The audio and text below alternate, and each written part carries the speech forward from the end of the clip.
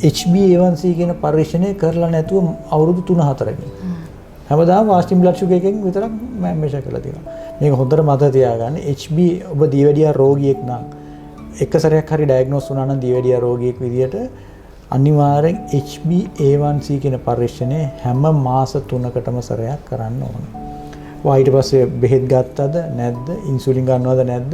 දියවැඩියාව සම්පූර්ණයෙන් ආපස්සට හරවගත්ත රිවර්ස් කරගත්තද නැද්ද කියන එක අදාළ වෙන්නේ නැහැ. සම්පූර්ණ රිවර්ස් කරගත්ත වුණත් මාගාව සමහර පේෂන්ට්ලා ඉන්නවා සම්පූර්ණ රිවර්ස් කරගත්ත ඒකොල්ලෝටත් මම දෙන උපදේශ තමයි ඔබ ජීවත් වෙන කාලය පුරාම මාස 3න් 3ට HbA1c පරීක්ෂණය කරන්න ඕනේ කියලා. දැන් හරියට පරිස්සම් වුනේ නැත්නම් ඒත් වැඩි වෙන්න පුළුවන්. අනිවාර්යයෙන් වැඩි වෙනවා. බෙහෙත් ගත්තාද නැද්ද කියන එක අදාළ නැහැ. බෙහෙත් ගත්තේ නැතුව හොඳට කන්ට්‍රෝල් කරගෙන ඉන්න පුද්ගලයෙක් වුණා මාස 3න් 3ට HbA1c කරන්න ඕනේ. හේතුව HbA1c වැඩි වෙච්ච ගමන්ම ඒ කියන්නේ අපේ අතුරු ආබාධ ටික වැඩි වෙලා ඒව වෙනවා කියලා. හෘද ආබාධ හැදෙන අවදානම, ස්ට්‍රෝක් එහෙම නැත්නම් ආඝාතය හැදෙන අවදානම, වග්ගොඩ දෙක නරක වෙලා ක්‍රොනික් කිඩ්නි ඩිසීස් හැදෙන අවදානම, ඊට පස්සේ අපේ ඇස් පෙනීම අඩු වෙගෙන යන ඒ අවදානම, ඊට පස්සේ කකුල ස්නායු මැරෙන අවදානම, ඊට අමතරව අපේ ලිංගික කාර්ය කරගන්න බැරි වෙන ස්නායු මැරලා ලිංගික අප්‍රාණිකත්වයේ ඇති වෙන ඒ ඔක්කොම අවදානම් ටික HbA1c 6.5ට වඩා වැඩියෙන් තියෙන හැම මොහොතකම